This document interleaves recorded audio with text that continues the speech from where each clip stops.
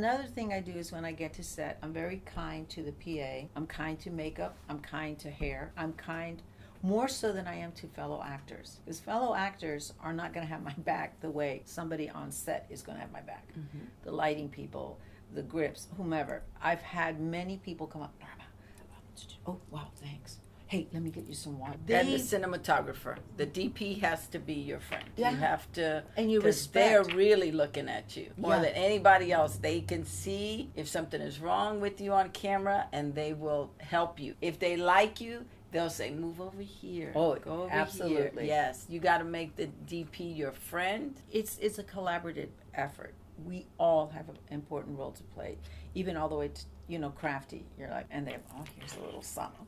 And the actors, of course, you have to get along with and stuff. But going on a show as a guest star, for me, is like going to a party that's already been happening. And somehow you've got to walk in and make it work. Don't sit there wanting them to take care of you.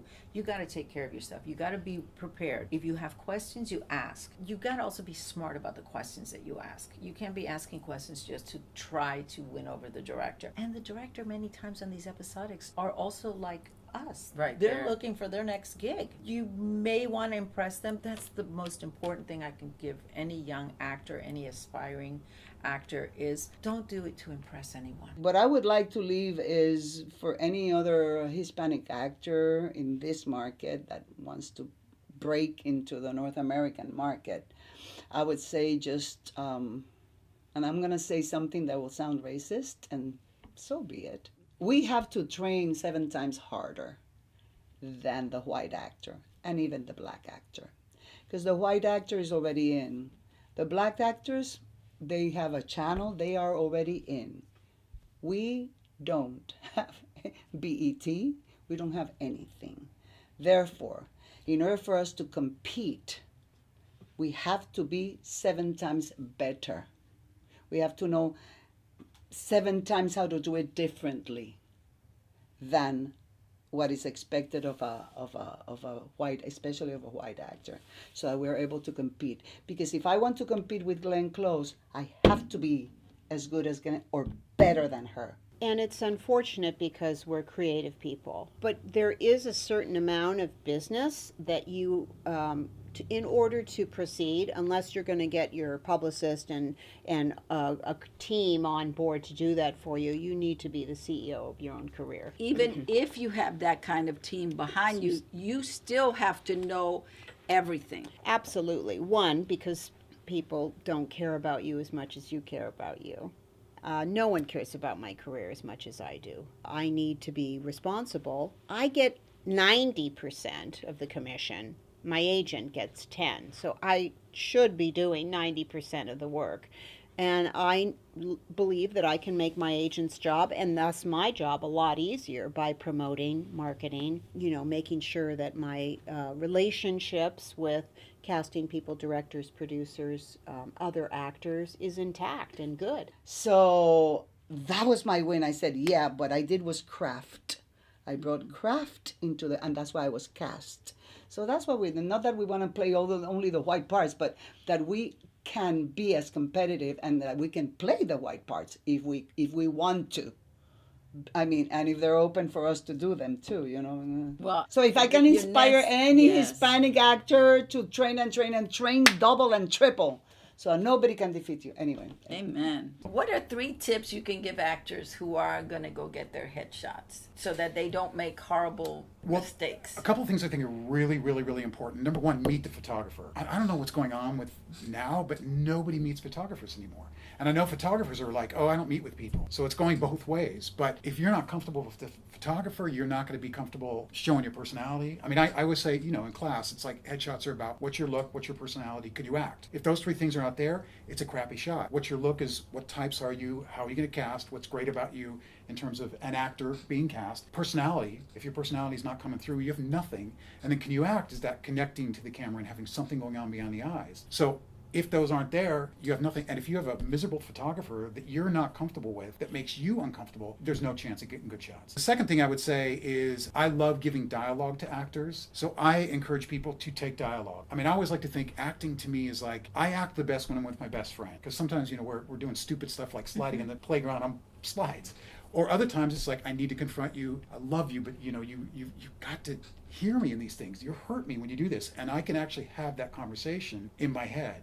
So I say, take dialogue in. So give yourself the characters you would play. Take dialogue in that means something to you, that's personal, and that will make all the difference in the world. And give it to the camera. Give it to the camera, or try to the photographer. I mean, you obviously can't talk. To Right. the But the emotion. Yeah. While he's shooting, you give it to him. Yeah, and then the last thing I would say is literally screw around. I mean, I don't know how else to say it, but every headshot session I did shooting people, always the best ones were the ones where people just came ready to have a great time and screw around. That's why the best people to shoot were always brand new in town, because they were like excited and they were like, I'm in LA and I'm shooting with LA's #1 headshot photographer. Yeah, and it's like all that energy just comes through. They didn't expect anything. They didn't know what to do. They just had a great time. You know that you really want to know everything about your business. So how do you win awards? How does one do that? Because one of the things that every year when the awards are coming up, whether it's the Academy, the Emmys, the Tony, whatever it is, it's always, how come we're not included? And it's like, hello, it's not about whether you're included or not. Did you campaign? It's campaigning. Did you campaign? You can say whatever you want of we're not being included, but it really is business. Did you campaign? Did you have the money to put into a campaign, to have screenings, or to submit your tape, whatever the process they ask for? Did you do that work and find yourself? And I think that's important for actors. It's like you may start off one place, but then as you find yourself and you develop and you know what your special sauce is, then you can create that niche. Well, it's interesting because a handful of people just get it. They just understand, and it's that whole be yourself thing. They just go, well, I am myself, and I don't care what people think, so I'm going to be myself. There's something to be said about that just does work. It's like Helen Mirren's never had acting classes in her life. She got into the Royal Shakespeare Company, which you would think would require tremendous technique, just by going and going, well, this is what I do. Also, it demystifies the whole premise of success. What is success? Because you start meeting people that are your peers and you go, there's nothing different between me and you, yet you're a series regular. Or you meet a producer and you start talking and they have the same needs and wants. They're not gods. Projects are not gods. It's just a project. And honestly, if you really want to think about it, who won the Emmys last year or 2 years ago? It's fleeting. Right. But what isn't fleeting is your work and what you put out there. It's real important for me to divorce the art from the business. So I see it as me growing as an artist, because if I don't have fun and I don't feel like an artist and everything feels like it's this job branding, then it's not fun for me. So now I'm just finding out who I am as an older person. Now, when I'm done with the movie, I call up the director and I say, hey, thank you for this was a great experience. If you need me to do anything, I'm in. I have this much social media. I just got this big movie come out. I can help you with this. I have a publicist. I have an assistant. This is what I'm doing. What do you need me to do? I'm there for you. And I make sure they know. Or if it's a bigger movie, I call the publicist on the film and say, this is who I am. And if you need me, I'm there. And I just keep showing up. But, other director, executive producers, they would just go, oh, okay, she looks like she might be the part, and skip a bunch. So from the thumbnail, there's already a cut sometimes. That's why it is important to have a hot thumbnail that gets people's eye. You got to start right at that point. It used to be your headshot. Now it is the thumbnail. The thumbnail, I would try to make it look like the character. And I do my best to relax so that I'm present and I can react to the person, whatever they're bringing at me, and from wherever I've made my choices, So there isn't like a whole lot of mystery to acting at this point, okay? But I would say for young actors, you should know there's a lot of mystery to acting, because the mystery is inside you and you need to keep discovering and uncovering and working out who you are and how you're going to fit into what you're doing. I still do that. It just is not as complicated as I used to make it when I was younger, but I think that's because I have a lot of life experience now. So for me, I started writing out of necessity. because I didn't like the roles. I couldn't play the roles. I played Cuban drug lords. I played all sorts of stuff. And eventually I got tired of it. I was like, and I was making a living. It was weird. But I said, these roles aren't for me. I was in Red Surf with George Clooney, and I remember thinking, they said, you're a Cuban drug lord. And I go, what does that mean? Well, Cuban drug lord is the biggest drug lord around. These guys, I said, why? Because he's salsas? I mean what's it? And then Didn't you see Scarface? Did you see Scarface? Shot in America, California, and I'm like, why? All right, I'm a Cuban drug lord in Compton for some odd reason, working with surfers with George Clooney. And it all just seemed stupid and ridiculous. And I said, I can write this, and that was it. And finally, I started writing because I just couldn't play the roles. But it's great to have a steady job, but I'll tell you, it's a lot of work. You have no life.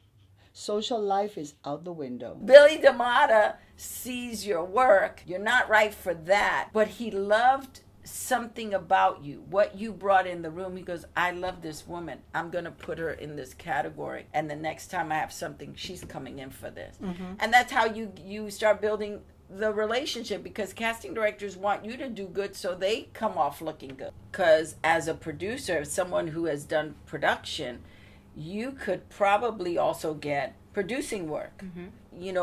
Get into a looping group. Those groups are kind of closed, but sometimes you can get in there, especially speaking another language, because that's something that is always needed. Even though you have an accent, that accent can be used to your advantage. It's not necessarily a disability. Right. And I think that's important for the people who are watching this to know, is that what you might think is a disability is actually your selling point. I only played one Native American role on Lou Grant because my hair was really long, and I don't know why. And I said, this doesn't feel right. There were all these women who were extras who were so much righter for my role. And I said, one thing, I am not as Native American, and I'm just not going to step into their territory. That's for them. Something that till this day I tell to my fellow actors is something she say to all of us, but of course I take it like if she was telling me, you have to take responsibility for your money.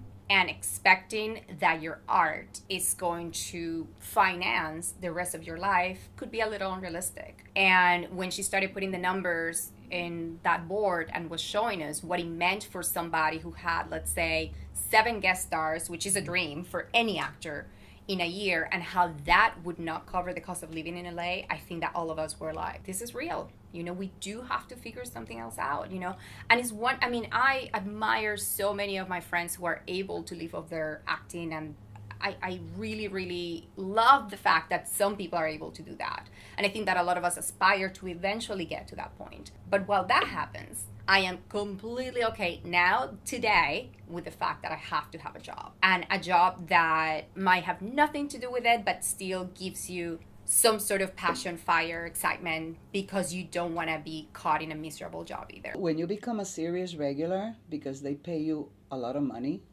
you have to set up a corporation. Okay. That's what it is. That's all it is. Because if not, the government takes half of your salary, and then you're making your monies as an actor, and then you're done. But because you're earning this quantity of money per episode, they tell you, you know what? This is what you have to do. Then that is corporation money. So that corporation then pays me a salary.